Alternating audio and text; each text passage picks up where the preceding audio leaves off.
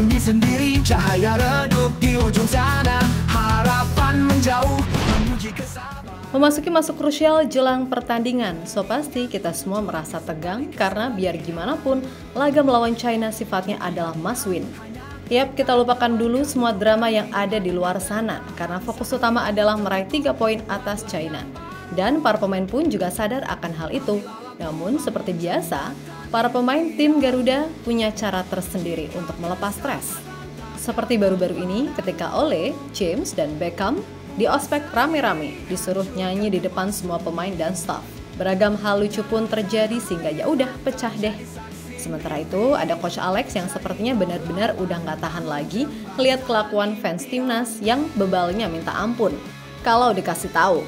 Yang mana itu terlihat jelas dari ekspresinya yang marah saat menegur salah satu fans yang dinilai kelewatan gak tahu kondisi pemain lagi capek malah gak ada pengertiannya. Meskipun begitu, di luar itu semua, segala persiapan semuanya telah dilakukan, termasuk juga dari tim China yang diketahui melakukan sesi latihan dengan ditutupi kain hitam yang membentang. Asik!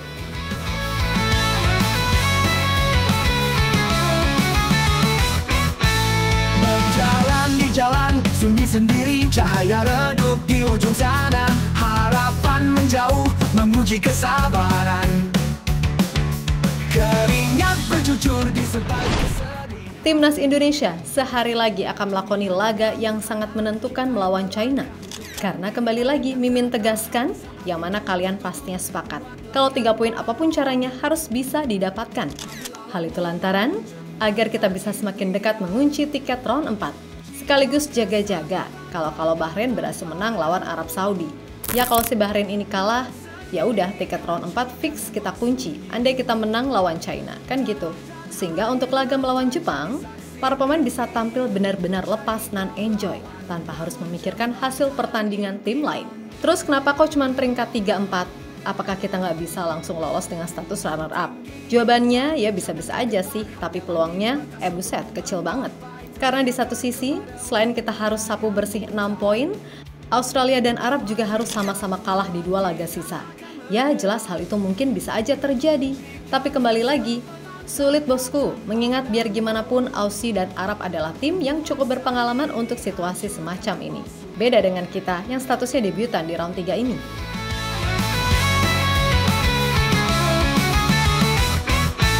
Berjalan di jalan, sunyi sendiri, cahaya redup di ujung sana, harapan menjauh memuji kesabaran. Keringat bercucur di sebalik kesedihan. Dunia diam, hanya kita yang melangkah, butuhkan dinding angan yang tertahan. Saat pintu tertutup, buatlah yang baru.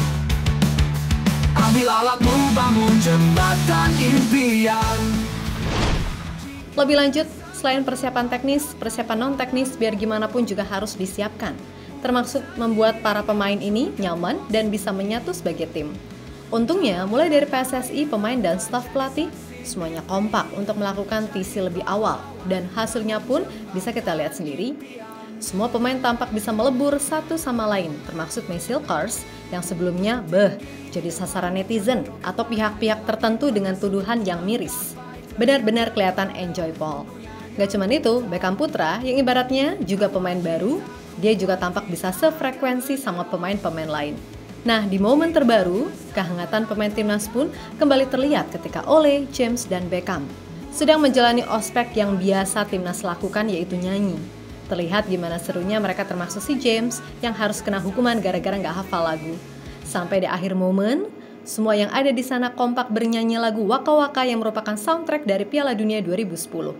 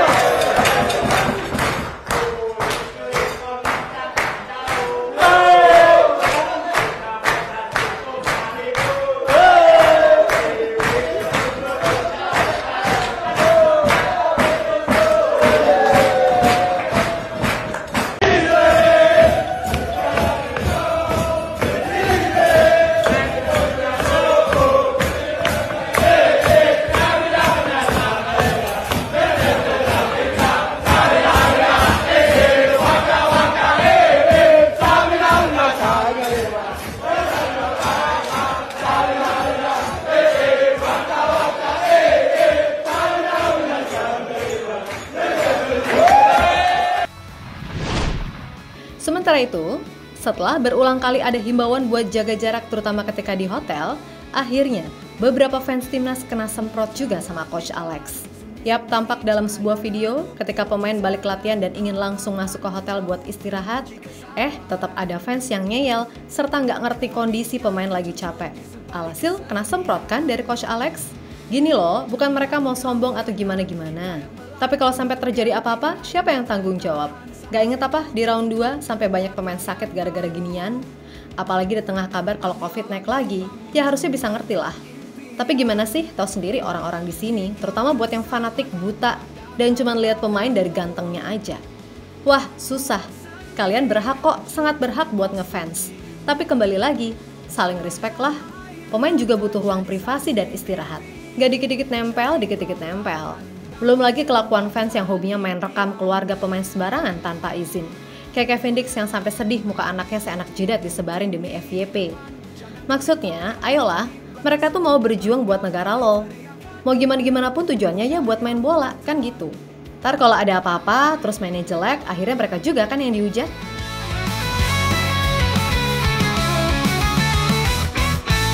Berjalan di jalan, sunyi sendiri, cahaya redup di ujung sana, harapan menjauh, memuji kesabaran. Yap, di luar itu semua, intinya persiapan timnas kali ini walaupun ada beberapa pemain absen, tapi jelas ini adalah yang paling jos sepanjang round 3. Karena dengan waktu kumpul yang lebih lama, paling enggak kebersamaan itu benar-benar bisa lebih terjalin dengan erat. Sehingga harapannya di atas lapangan, semua pemain bisa berkomunikasi satu sama lain. Dan gak ada ego yang merasa si paling ini, si paling itu. Yang mana itu juga disampaikan Emil Audero. Yap, Kang Emil, tapi bukan RK, mengatakan jika banyak hal positif dengan waktu TC yang lebih lama. Dan dibandingkan bulan Maret, Emil merasa tim jauh lebih siap untuk menyambut pertandingan.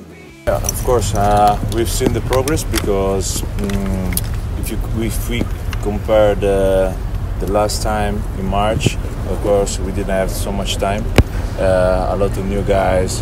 Because we were new, the coach as well was his first time. So I think last week in Bali we had the possibility to train and know each other very well. So of course time helped us to give us more information about our teammates, and of course we create that feeling, that important feeling that we need on the game. So as I said, I'm positive. Everybody here are really happy to be here. That's the most important. Yap, terlepas dari apapun, pokoknya harapan Mimin, tim Garuda bisa meraih 3 poin atas China. Dan mudah-mudahan Bahrain ini nggak menang atas Arab. Biar apa? Ya biar kita udah nggak deg-degan lagi. Karena bagaimanapun kita harus away ke Jepang di match terakhir. Emang sih Jepang pakai banyak pemain pelapis, tapi selapis-lapisnya Jepang, tetap aja banyak pemain abroad yang kualitasnya juga bagus. Bahkan Mimin percaya, Jepang mau pakai tim C sekalipun, mereka tetap bisa bersaing. Maka dari itu, untuk saat ini memang Jepang adalah tim terbaik di Asia. Dan harapannya kita bisa seperti mereka ke depannya, kan gitu. Liganya oke, pembinaannya oke, serta rutin ngirim pemain buat abroad. Tapi sabar, pelan-pelan. Semua nggak bisa langsung mak jegagi jadi, kan gitu. Butuh proses dan mudah-mudahan orang-orang yang dipercaya ngurusin amanah. So mudah-mudahan tim Garuda diberikan hasil terbaik berupa kemenangan. Pemain gak ada yang cedera atau kartu merah dan lain-lain. Pokoknya semua lancar, jaya, sentosa. Amin. Untuk itu, buat semua elemen timnas, tetap semangat dan sukses selalu. Oke, kita Garuda. Dunia yang buta, bahwa kita kuat tidak akan menyerah. Gunung tinggi di depan, jangan kau kedammu. Setiap langkah berat adalah mantra, setiap nafas adalah doa dalam raga. Ketika dunia meremehkan kita, itulah waktu untuk mengubah sejarah.